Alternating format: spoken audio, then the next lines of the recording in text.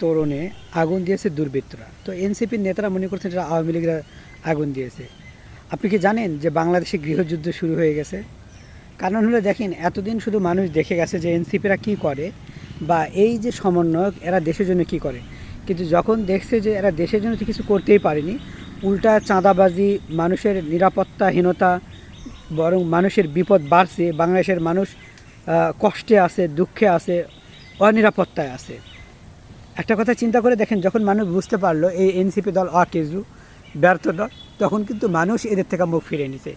যেভাবে জুলাইয়ের সময়, আন্দোলনের সময় মানুষ যেভাবে এদেরকে সাপোর্ট করছে, এখন যদি একই আন্দোলন ওরা মাঠে নেমে এসে করে, আমার মনে হয় না বাংলাদেশের কোনো জনগণ, ওদের দলের যে লোকজন আছে, মানে ওদের সাথে যাদের লিয়াজও আছে বা ওদের সাথে যারা সম্পৃক্ত, তারা ব্যতীত একটা লোকও আর ওদের সাথে পাওয়া যাবে না।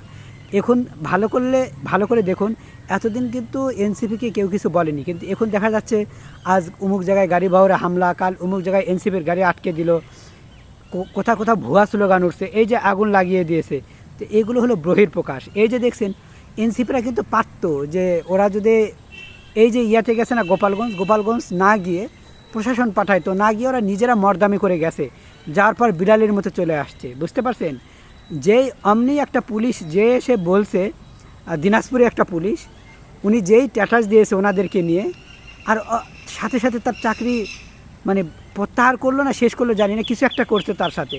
তার মানে এটা দাঁড়ালো যে এদের বিরুদ্ধে কেউ কথা বলতে পারবে না। বাক স্বাধীনতা আগেও ছিল না, এখন তো আরও নাই। যখন দিনের পর দিন যাবে, তখন এদের সাথে আর কেউ পেরে উঠবে না। তখন দেখা গেল যে আপনি এদের বিরুদ্ধে যদি একটু কথা বলেন, তো আপনার অবস্থা খারাপ করে দিবে, এরকম অবস্থা। একটা কথা বলে রাখি, কান খুলে শুনে রাখো, এনসিপি দল, তোমাদের বলছি যে তোমরা এই বাংলাদেশকে তছনছ না করে দিলেও পারতা। বাংলাদেশ আজকে ধ্বংসের পথে, বাংলাদেশ আজকে কঠিন অবস্থা।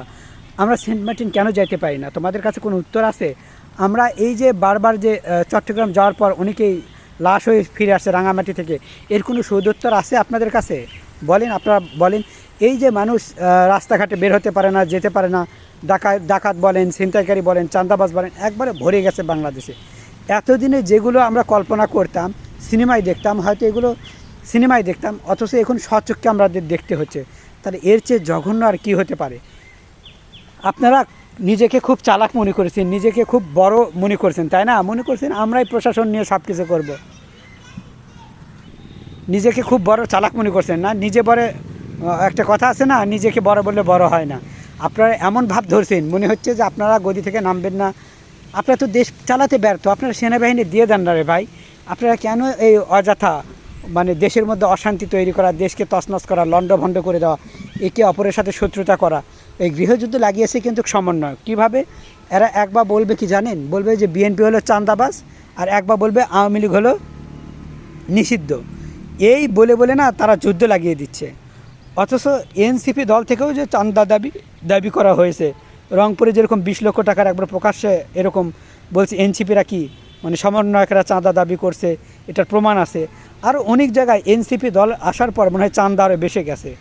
এখানে আওয়ামী লীগও দাবি করতেছে, বিএনপিও দাবি করতেছে, এনসিপিও দাবি করতেছে।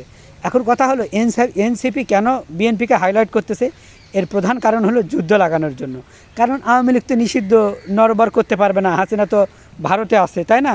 এটা একটু নড়বড় করতে গেলে সমস্যা। আর বিএনপিতে এখন ঘাড়ে মানে বসে আছে, এই জন্য যত কিছুই হোক এখন বিএনপি।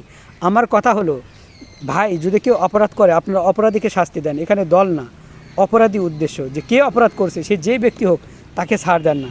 আপনারা যে দেশটা গৃহযুদ্ধ দিকে লাগিয়ে দিলেন, একবার দেশের যুদ্ধই লাগিয়ে দিলেন। এই যে দেখেন আজকে আপনাদের তোরণ পুড়ছে না আগুন দিয়ে, 2 দিন পর দেখেন আপনাদের গাড়িতেও আগুন দেবে, আপনারা বের হতে পারবেন না। তখন কি হবে বলেন? তখন তো পালাতেও পারবেন না রে ভাই, আপনাদের পালাতেও দেওয়া হবে না। তখন তো কঠিন পরিস্থিতি দাঁড়াবে। তখন আপনারা কই যাবেন বলেন? দেশটাকে শেষ করে দিলেন।